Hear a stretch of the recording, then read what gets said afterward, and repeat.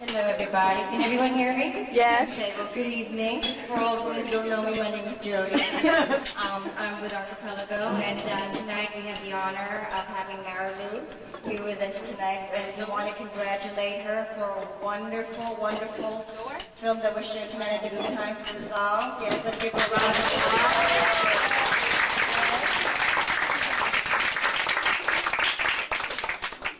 The portion of tonight's Brainfood Session, I hear a reverberation here. Can we reconnect that reverberation? I'm like going away. Marilou has a limited time right now because she has to go. She has to be at San Francisco tomorrow. And the thing is that we want to leave the space open if anyone has any questions for Marilou. Oh, yes, Marilou, I have a question for Marilou. Maybe, Marilou, if you'd like to share with us tonight the creative process of making Rizal, the film. If you'd like to share that with everyone in regards to the timeline or inspiration that had made you create this film, this epic film.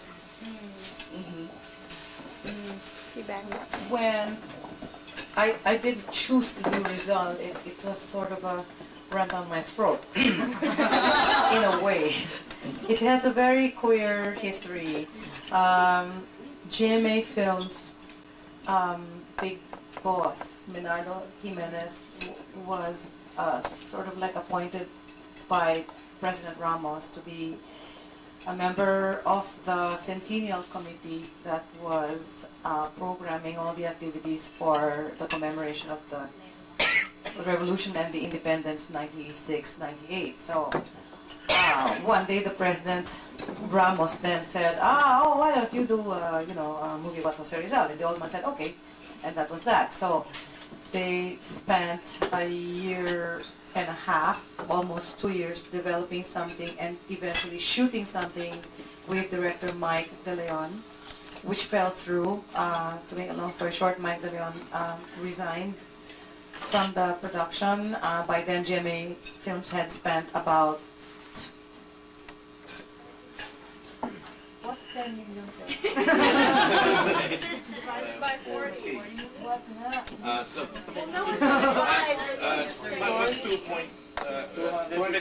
About $200,000 had already been spent, and they accepted the resignation with honor and nobility.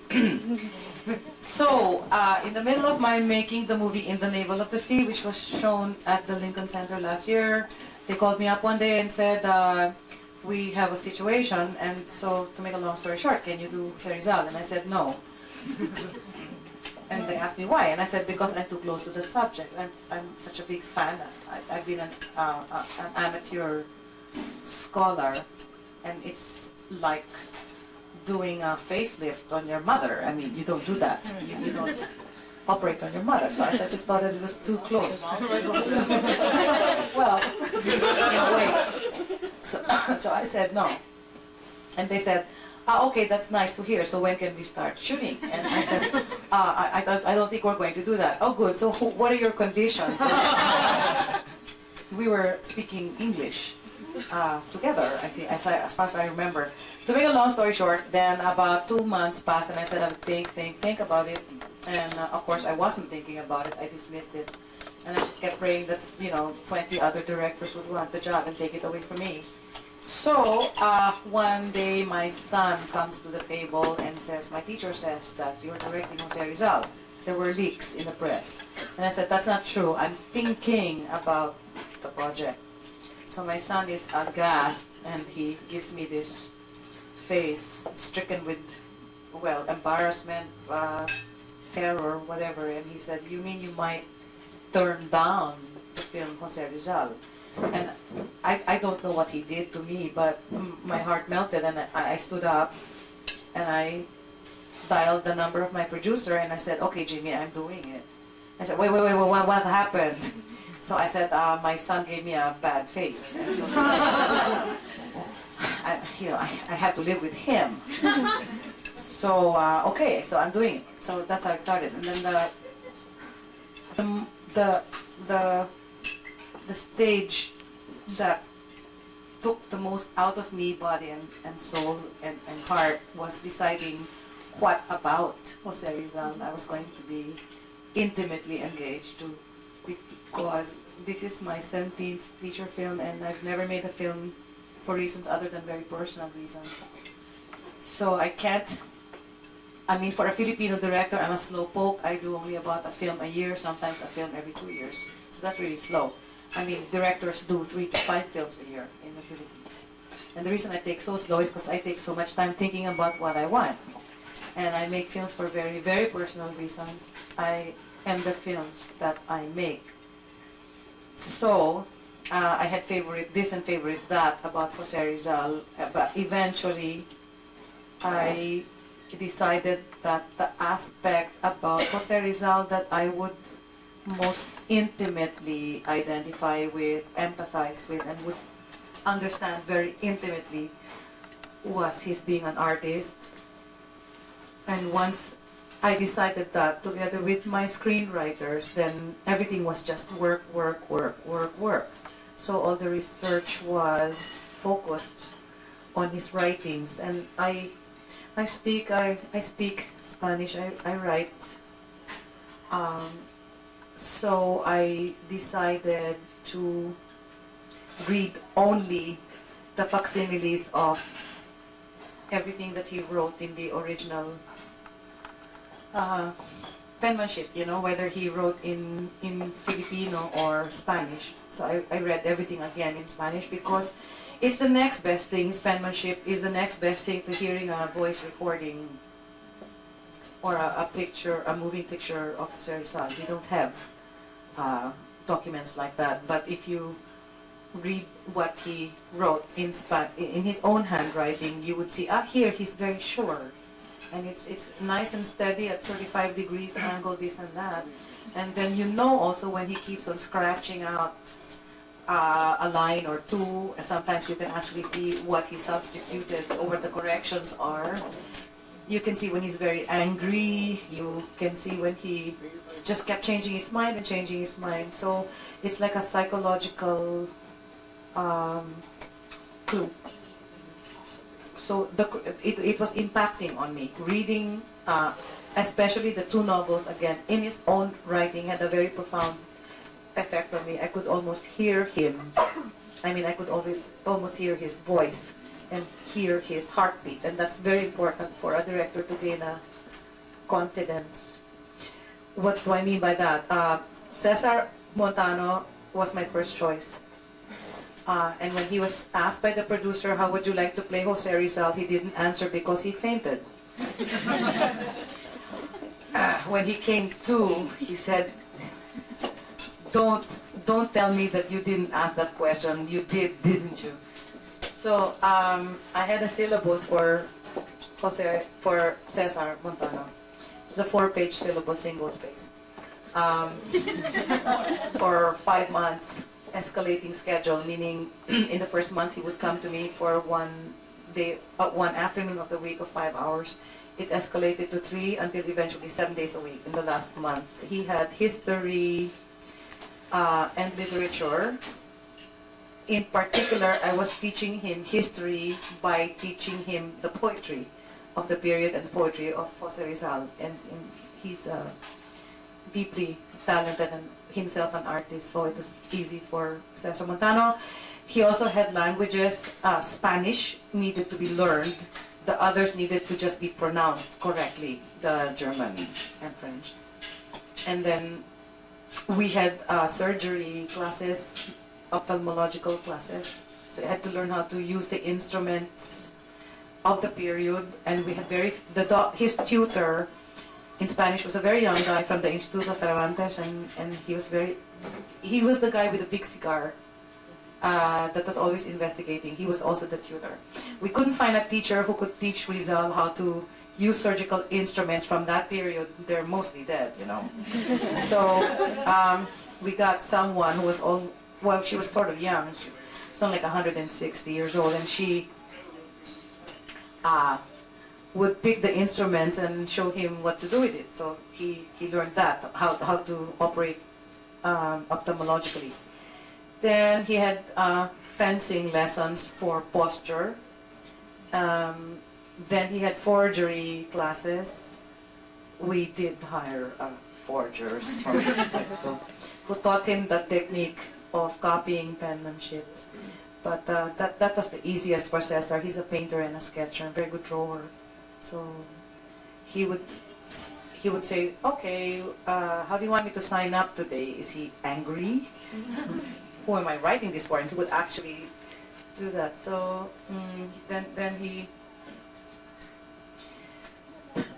we were preparing for it was important for me that we would shoot when he would be able to follow an instruction like lie down and sleep. He would be ready if he knew exactly how Rizal would lie down in the bed, or if he could imagine it, and if I could imagine it, then I knew that I was ready to shoot. And creatively, you just keep on pushing to the limits of your sanity. All the research material available as discriminately as you possibly can. Like in this case, because I made the decision that we were looking at Rizal as an artist, as a novelist, therefore, really that almost defines the parameters of your research to primary materials, primary resource materials. Everything that he wrote in his handwriting eventually becomes your material. Now you can get into a lot of trouble with historians. This caused a lot of division, which we anticipated right from the very beginning. But as I said, I've never been afraid of causing division or dissent from critics or academics, because I'm very sure and unwavering about the reason I make films. I make films for very personal reasons, and that hasn't failed me so far. When all else fails, it's the only reason you've got worth saving anyway. I mean, when you make a film, you're not certain the producers will get their money back, or the audience will like what they spent it for, their money on, and the critics this and that. In the final analysis, you really only have your own self and your personal reasons to depend on. You know.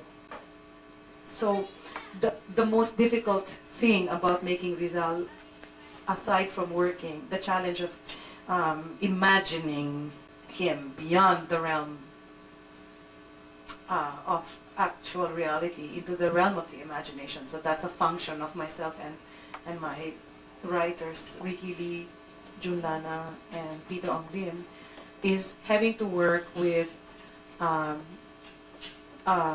the strongest, the best, the most talented, the most dedicated, suicidal production staff you can find in the Philippines. Because that's what it meant. It meant that you had to, you know, it was short of facing a firing squad. There was the challenge of production, designing it. By the way, I'd like to introduce one of the people with whom I shared my most important first phase in movie making. The supreme dean of production design in the Philippines is here. She's Diaz-Abaya.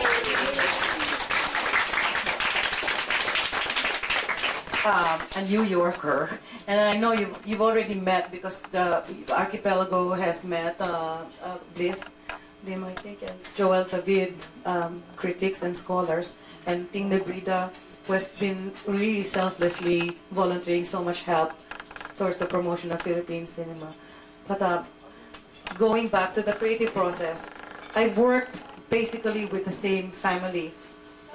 The Philippine style of filmmaking remains to be the traditional European school and mentality, so it isn't professional as much as it is personal and family.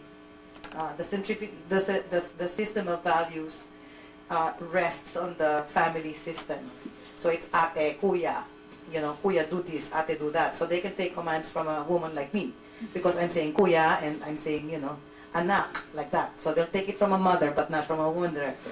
So you have to pretend that you're just mothering, see? So it's very crucial. Anyway, So I tend to, I never work with people who are as good as I am. I always work with people who are better than I am at what they do, and who are as driven as I am about something. And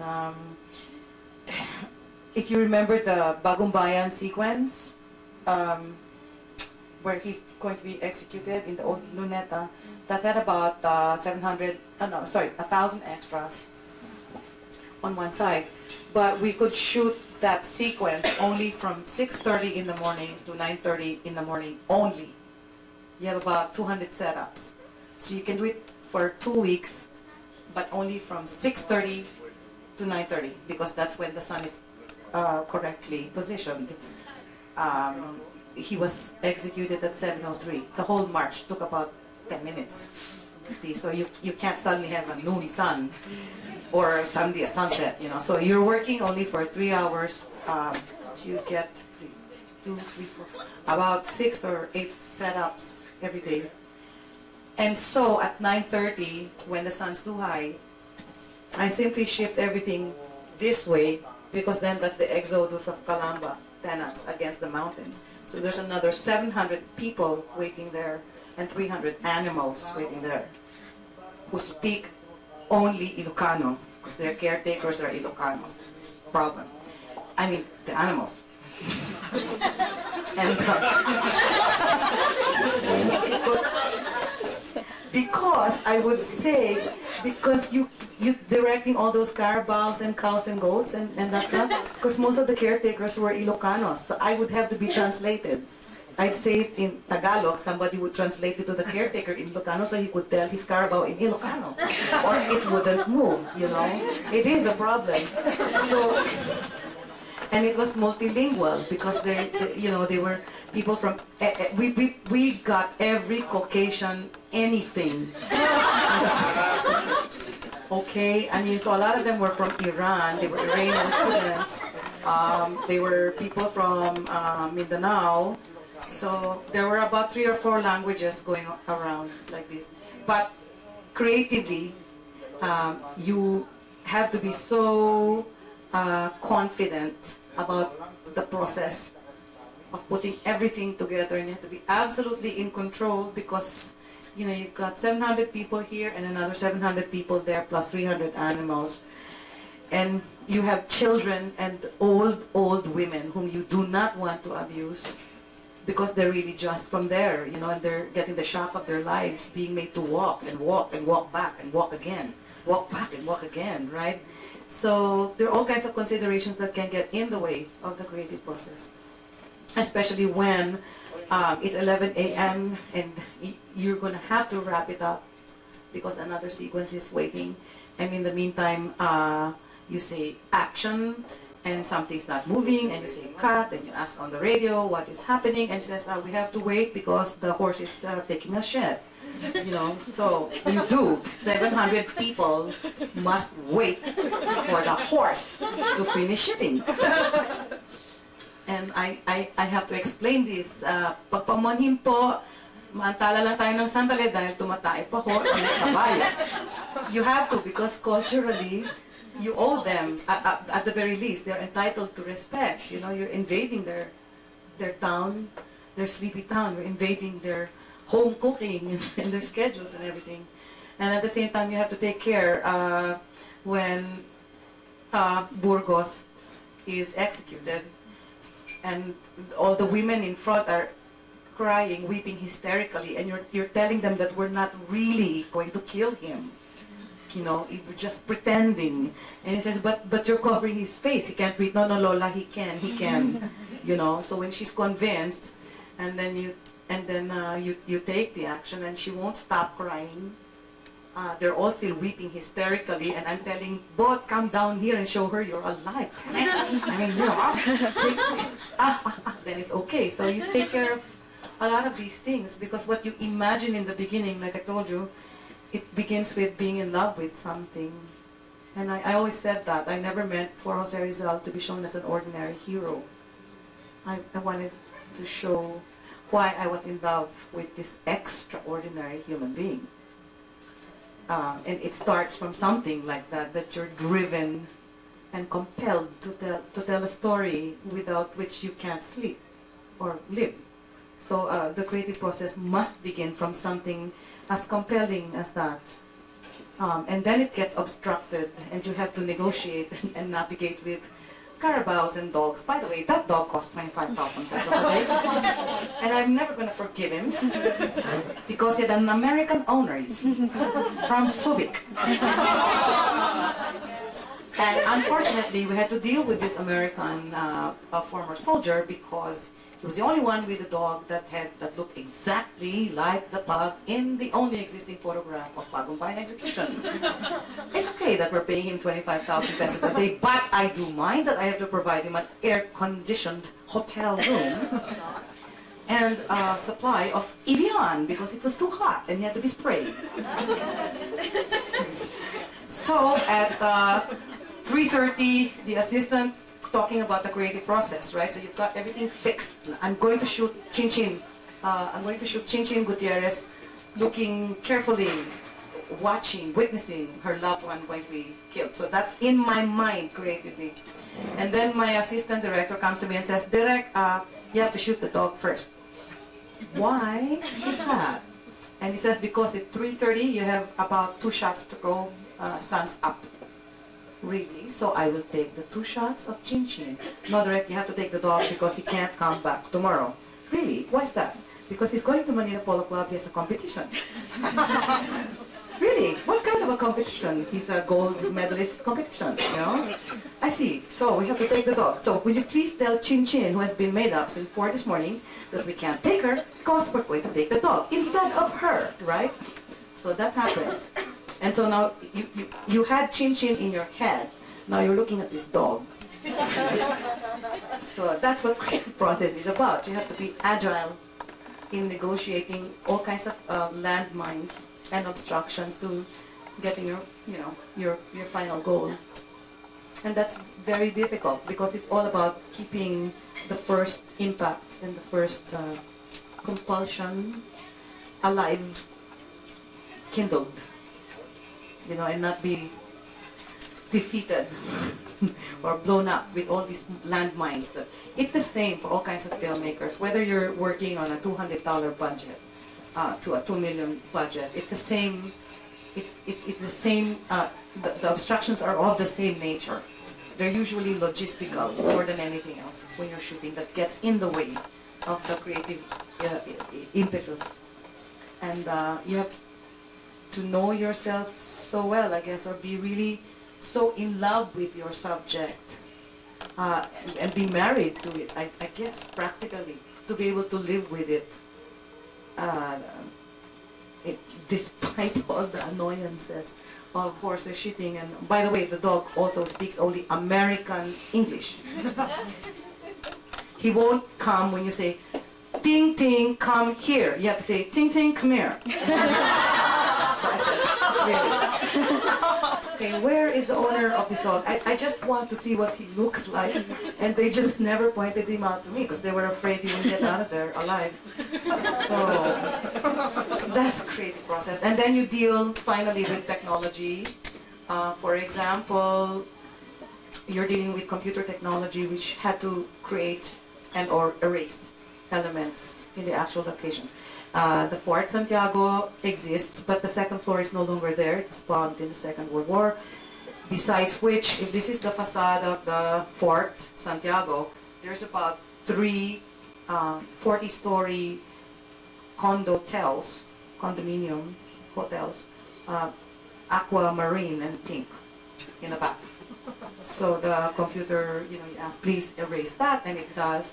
And it also copies for you and recreates the second floor based on existing lithographs. See, the thing that made it easy for us was that the period 1996 to 98 is one of the most documented periods of all time.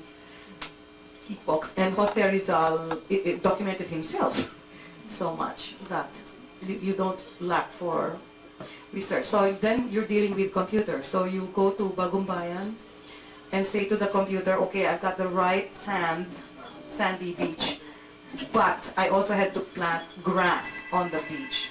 So we had to bring about 10 truckloads of grass And the computer now puts in Cavite and Corregidor, and then on the other side erases the mountains, things like this, which is like pointillist, as I know you know, if you're already wired on computer graphics. So it takes a lot of patience.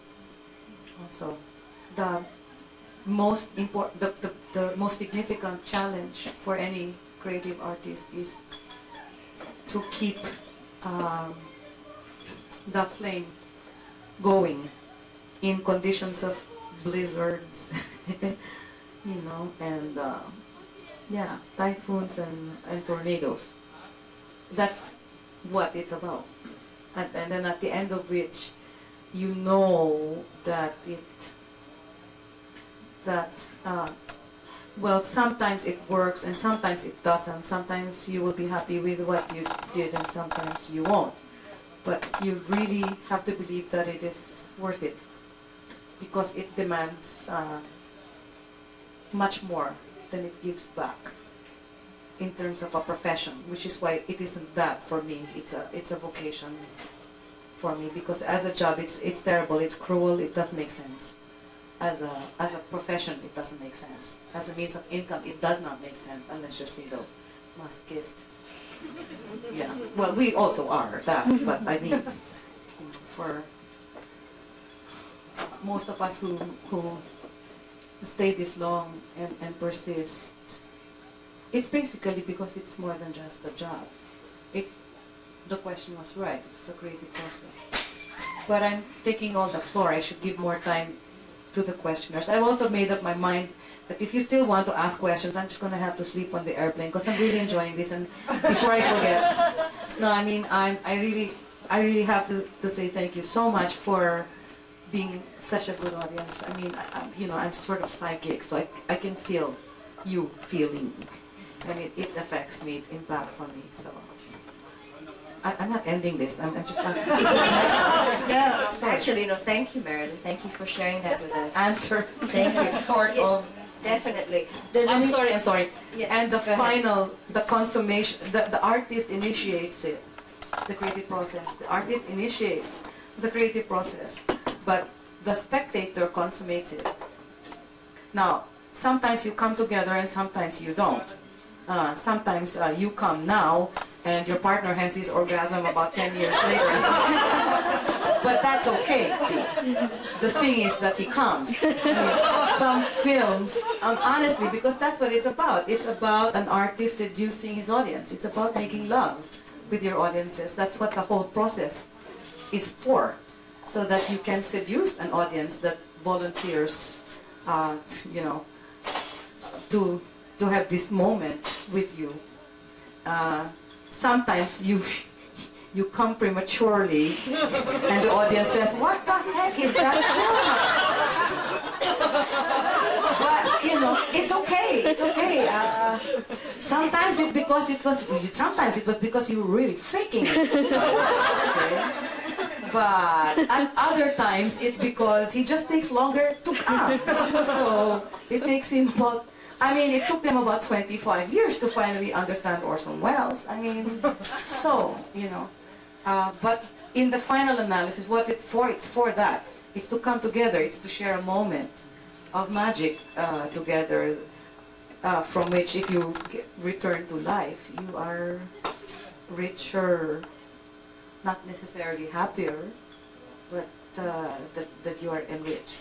So it's the spectator that eventually consummates or completes the process, the creative process. Ask, or I should stop talking. If we're not out of here by Sunday next week, I'm walking out. Well, for those who didn't make it to tonight's screening at the Guggenheim, Marilou will be, Rizal will be showing at the Fine Conference in Harvard later this month, which is actually on the 24th and the 25th, if I'm correct. I mean, the dates, the 24th and the 25th. Yes. And hopefully you'll have a slot in November for Arkipelago SPT. Hopefully. We're working out things with him. Okay. Okay. Because that would be wonderful. It would be an honor. Like film being a predominantly male industry, do you have any advice for female artists? And the next question is, what's your next project? Both are confidential. Diaz-Abaya is a witness to my first films and my first pregnancies, which happened to be simultaneously produced. My first and third films were pregnancy films. So my first day on my first movie, I was 5 months pregnant, and worked through it. So my children were, well, they were born on the set, but they were breastfed on the set, and their first friends were the crew. But then that's because I was, my husband is a filmmaker too. So he produced and directed the photography and edited, and edited my first 8 films, something like that. And Diaz-Abaya was always the cooling factor for the marriage. It's not advisable to work with somebody that you sleep with. It's, you know, you shouldn't really. Yeah. When I stopped making movies for a while when I wanted to spend more time with my kids who weren't in school yet, and I was tutoring them in the first 2 or 3 grades. And so when I stopped, my husband continued working with other film directors and eventually started directing. He's very big in advertising. He's one of the top 3 in the country, and our marriage was much better. You know. But it's difficult. I'm trying to answer your question. One of the reasons I got away with having children and making movies is because I have such a big extended family. My husband is in the business, so which means he's as unstable and as crazy as I am, which makes for very good tolerance of the most unusual conditions. His family is a big extended family, so is mine. So there's a lot of people who love the kids who can take care of them while we're gone. But one of the reasons that for many women who want both family home and a career as a film director, one of the reasons it becomes physically untenable is the fact that feature film takes you to all kinds of locations. So most women find themselves doing television because it's like going to work in a studio. It's not like film, you know, where you go much farther than the studio. And it's a very unreliable, irregular lifestyle.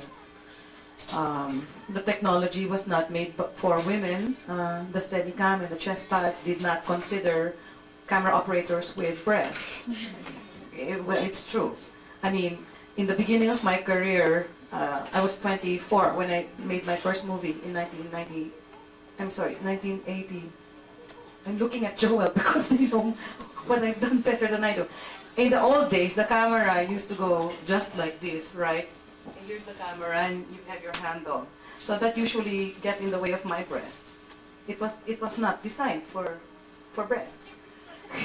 I'm sorry, but it was really very inconvenient. It wasn't until the 80s when they had the RE3s and 35s and 535s that you could push in the handle this way or upwards to hold it that way, and then you had liberated breasts, right?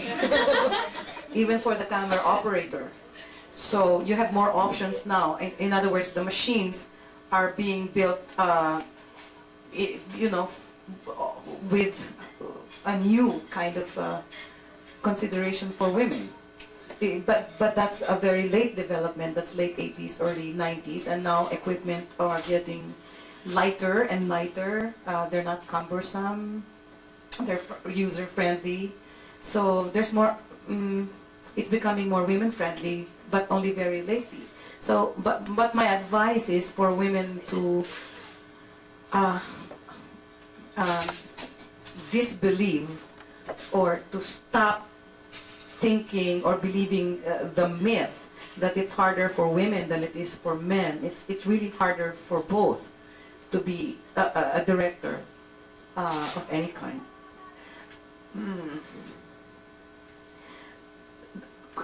Critics is another thing.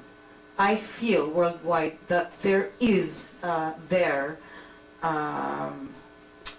unconscious bias, whether for or against. It's somehow there, but not among the filmmakers themselves. They're not going to make life difficult for you because you're a woman. Usually it's the woman who comes in with very little confidence in herself and in her choice of career that makes it difficult for her to earn the respect of the staff. So my advice is you really have to understand that when you say, I am going to be a filmmaker, that the first thing you do is to give up your life. You don't have a life. I mean, you don't have a life. I don't have a life. I have my husband and my 2 children. So we have the home, that family, and that's it. I don't have a social life. I'm completely dedicated. Everything that I do is related to film. I teach film school. When I look at paintings and I love art and opera, etc., somehow I know all of that is just bank, you know, being deposited in a bank somewhere in the back of my head. You have to tell yourself the truth. You're either in love with it or you can't do it. Being in love with it, you know, means you're blind. It means that you're unreasonable. It means that you're irrational because it enables you to do the impossible, which is what the job takes. But for both men and women. More difficult for women in the sense that if you look forward to having children, you do have a biological deadline. The men have Viagra. So, you know, but those are very difficult personal choices that have to be made. The difficulties aren't professional difficulties, they're more personal difficulties. And the dilemma doesn't end. I mean, I'm 45, this is 20 years into the business, and I'm still, you know, thinking, I don't have a daughter, so I'm thinking, oh gosh, if I get to my menopause, I wonder if I'm going to get cranky, you know, on my set. You worry about it. So most of it is personal rather than professional. The second question? What's your next project? Oh, that's a little bit of a secret because it's sort of illegal. I just give you a clue. I'm working with a lot of children who dive underwater. Okay, so, and I'm working with Cesar Montano again. That's the next one. Yeah. Thank you, Marilou. Thank you, Lick, for asking that question, those questions. Erna, you had a question, didn't you? Oh, it's actually about the movie. One of the strongest scenes, one of the best scenes I felt in Rizal was when Ibarra and Rizal confront each other. Simone, Yes. yeah, Simone and Rizal confront each other, and they end up changing the scene in Philly. I just wanted to know what your motivations or what your personal reasons for putting that scene in the movie was. Well, we wanted the artist to be on trial. It was not Jose Rizal, the nationalist, that we were trying. It was the artist that was on trial. And so he's on trial from the time that he's a young boy by his mother about injustice, about telling the truth, about the moth. He's being tried by his mother, by his brother, by his father. Then he's being tried in school. And then he's being tried by the professors and tried by the friars. He's being tried by the foreigners in Madrid. And then again, literally so, being tried in the court of law by the Spanish colonial government in the Philippines. It then becomes imperative that he's also tried by the characters he creates, all of which are him. So I think it's a condition that all artists dread and fear, but which all artists confront in small doses every day, in big doses when they have breakdowns or sudden, what do you call them? Peaks in their creativity. So that's the demons of the artist and that sort of thing. But I thought it was inevitable that Simon also tries him. Whether he's guilty of serving his art or betraying it is the final question that is being asked. And the film is interested to see if he would die not so much for his country, but die for his vision, for his right to see things, and for his art, which is what he did not retract. He died without saying, okay, I take it back, what I wrote. And I guess that is the supreme test of the integrity of any artist, whether he will stand by his creation to the point of death. But you know, these were old days. I mean, we don't have to die for that. You know? It's 1999, not even by Lido. So that's Timur. Well, actually, my question is related to the one that was just asked, and I think there are two very powerful scenes in the film, and they are those scenes in which the world of Rizal is confronted by the world of Rizal's characters. And you've spoken a little bit about how you desired, your hook into Rizal's character was that you wanted to delineate the world of his imagination. And it seems to me that from that idea that you want to characterize the world of his imagination, you proceed to this kind of idea that the world of his novels borrows so much from that of his life. That's the kind of premise. And I wanted to know how that was received, what you feel about that premise, why that's your way of dealing with it, because it's very clear that the love poem he recites to his sweetheart ends up in the novel, and I don't know if that's a fiction that's kind of your reading of it, or if that's from documentation that was suggested. And that's it. Last question first. Yes and no. He did write a lot of that poems as music for Leonor and for Maria Clara. A lot of them were in Tagalog, and we shifted a few things in the text here and there. But yes, the artist's gift is in not only finding but expressing the fusion between reality as it registers on the five senses of the human being, as well as the other end of the spectrum as it can be imagined in the human being's mind. And not all of us, not all of us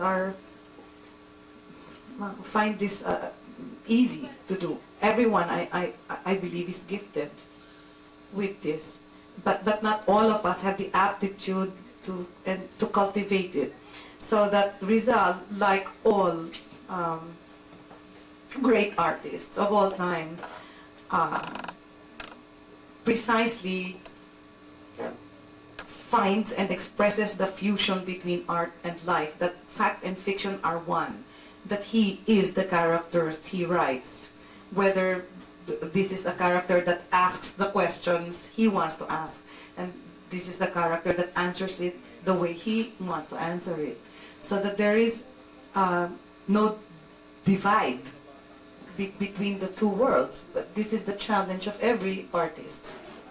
And it is also the talent of an audience to seek to manifest that they've sensed it extra rationally. You sense it. It's beyond reason. I was saying just a while ago to the group that art has nothing to do with intelligence. It is above it. It's a sense for which you need no formal education, just life. And sense and sensitivity. And but this is also particularly Filipino. In the Navel of the Sea, for example, shows you that people who have the best of naivete precisely have no problem not believing and depending on both the tenets of the Christian religion as well as their long cherished pagan rituals and beliefs. That this is perfectly possible, but the Filipinos are particularly talented with, in that respect. We find no problem, I mean, in an altar where you have a Santo Niño and a Buddha at the same time. So what the heck? I mean, God speaks so many languages. And they speak 88 dialects of the Philippine Islands. We have no problem with that.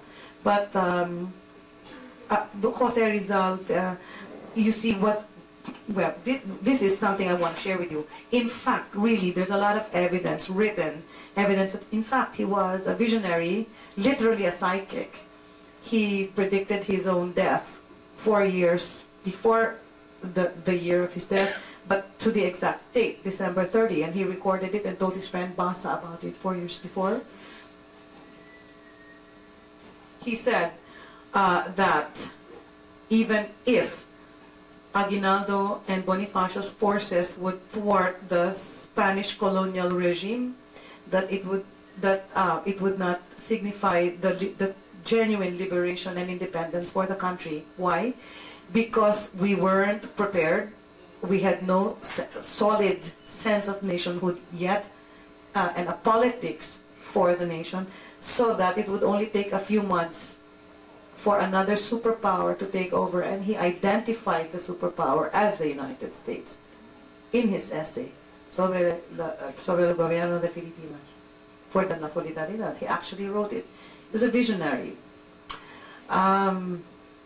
Visionaries see everything even better than a computer does, because a computer still takes some real time, you know, to shift an object from front, side, up and down. An artist sees it all at once, and it has nothing to do with reason. It's a sense. And so, but this is what killed him. Precisely. This very talent killed him. He was executed for that. Oh, they found all kinds of, you know, legal reasons and political reasons to kill him, but the real reason was because they could not live with the truth. And then that's the other thing. The artist sees truth that is able to express it in all realms of the human experience, whether in actual reality with our 5 senses or in the realm of our imagination. And it's one. I mean, Simon Ibarra is one. The characters in his novels are real. As you could see, the movie was moving from black and white to color, but eventually Maria Clara moves into the realm of color with Leonor, because this is already existing in his troubled mind. And then later Simon also enters life, as it were, and invades life. Instead of man invading the novel's universe, then it reverses. They come back at you. Was there a second question? I don't think so. So, Marilou, would you say that Rizal, as an artist and as a visionary, was the moth that the mother spoke about when she gave the story in the earlier part of the film about the moth that went around the flame? Was the moth actually a metaphor of Rizal as the visionary and the artist? And all of us. And all of us, to one degree or another. To all of us, yeah. Certainly to all martyrs. It's unfortunate that Jose Rizal, compared to Gandhi, is obscure. His contemporaries were Rabindranath Tagore, Sun Yat-sen, for example. But Gandhi, who was a generation later, younger, used to quote heavily from Rizal and borrow statements from Rizal and credit Rizal for those thoughts. Gandhi was speaking the right language at the right time. The empire of power then was the English Empire, the United Kingdom, the British Empire. And India is, well, there are 700 million people. Rizal was speaking Spanish during the epoch of the decline of Spain. And it was a language that very quickly became obscure. It did not impact on the United States, which, you know, the British Empire and Gandhi did. But if you make a statement of account of their individual human achievements, they're absolutely incomparable. I'm not sure if all of you, I hope all of you know that he was a master of 22 languages. Yeah. Well, we can go on. I can make a list. I'll go to 4th Avenue. What he could do. Yeah, so yes, all great men are moths. We're all moths. I mean, it's always nice to have real sugar on your Coca-Cola. So we're moths in different levels. Thank you. But also I want to share with you that someone asked me a while ago how people in Berlin watch the movie, and I want to really share it with you Pinoys who are here with me tonight, because there were only about 4 or half a dozen Filipino, mostly from the embassy. So they were almost all white Europeans, very heavy on the European communities, and most of them didn't have any idea where the Philippines was on the map. They thought it was Brunei. I said, no, this is Philippines. Philippines. So, oh, it's near New Zealand. No, not quite. North of, you know. Yeah, but who came away from the movie feeling that they were suddenly intimate with Filipinos. That's, I don't think it's so much an achievement of the film itself as the subject itself. I mean, they knew it was a true-to-life story, so I just thought that I'd let you know as soon as, because it was in Berlin just a few weeks before it came to New York. And as I said, most of them were strangers. They had no problem with the film. They had no problem with the hero. And so I thought it was a good day for Pinoy out there. You revealed something tonight earlier with Arkipelago when we had our informal chat over there, that you are a trustee of the Mole Fund. Yes. Okay. And also being with the Mole Fund and also being on the panel in Hawaii, what is your advice as far as the survival mechanism for organizations like Arkipelago who build community through the arts? What is your advice to them for survival?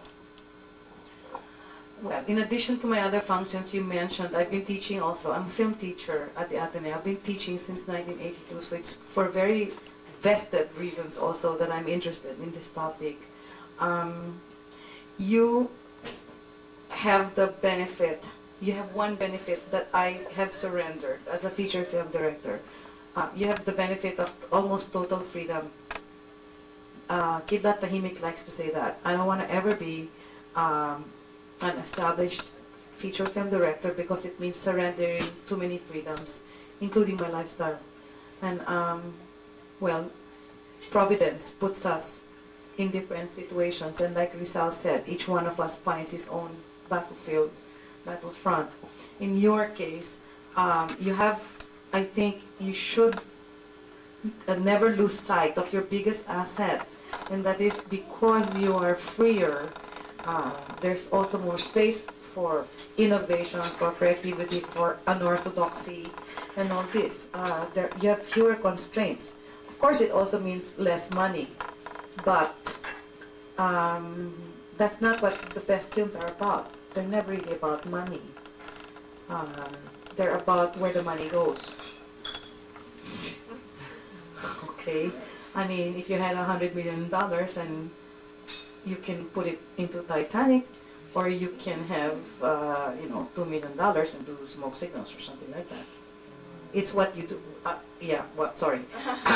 But my point was that it's what you do with the money, what you can think of, which is again a creative function, not a logistic or a financial function.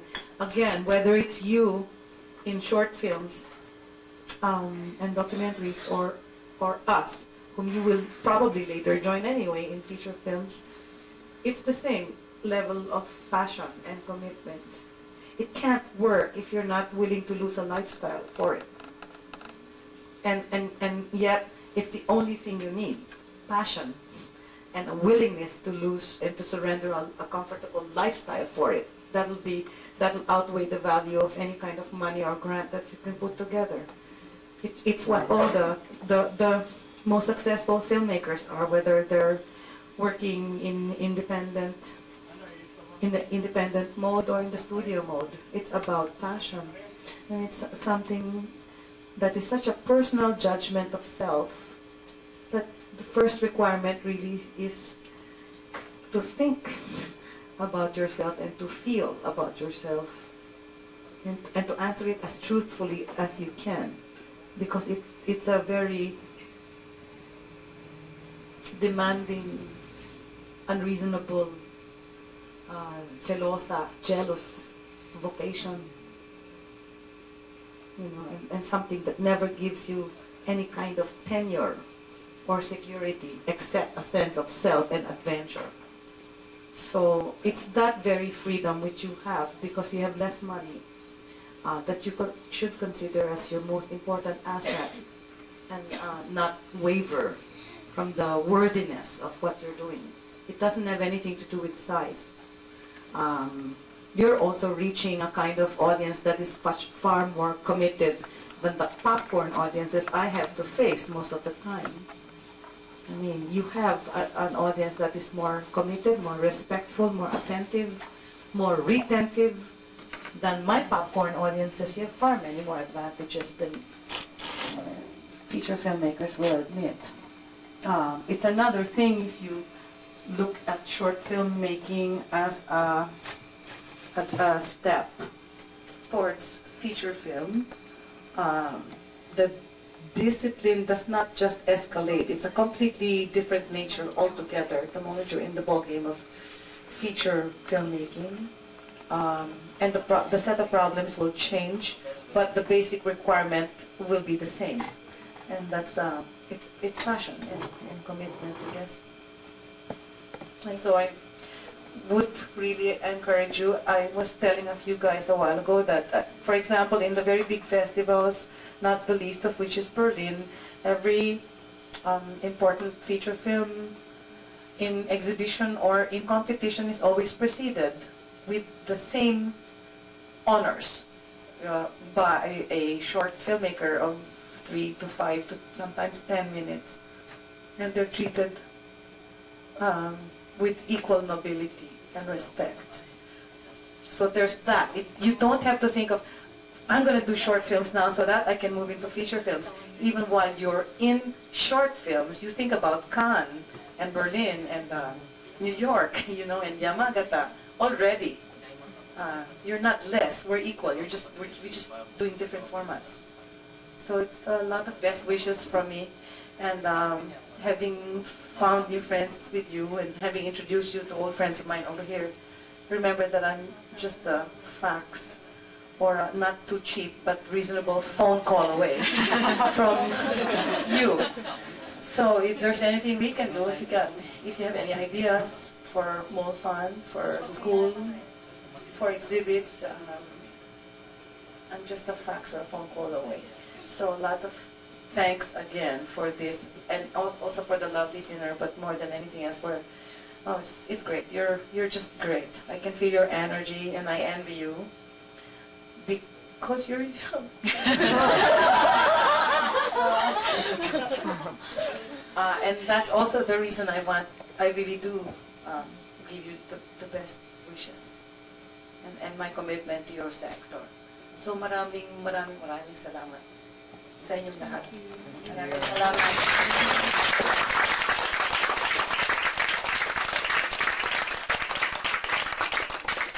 Thank you all for coming tonight. Thank you, Marilou. Thank you so much. And just want to thank the karaoke folks in the back who left earlier. I know we took up some of their time. And yes. Thanks, Wilson. And Wilson and everyone. And yes, thank you all for letting us have our Brainfood Session here at the Mandarin Grill. Thank you so much. To the Lau family, thank you, thank you. Many thank yous. Thank you.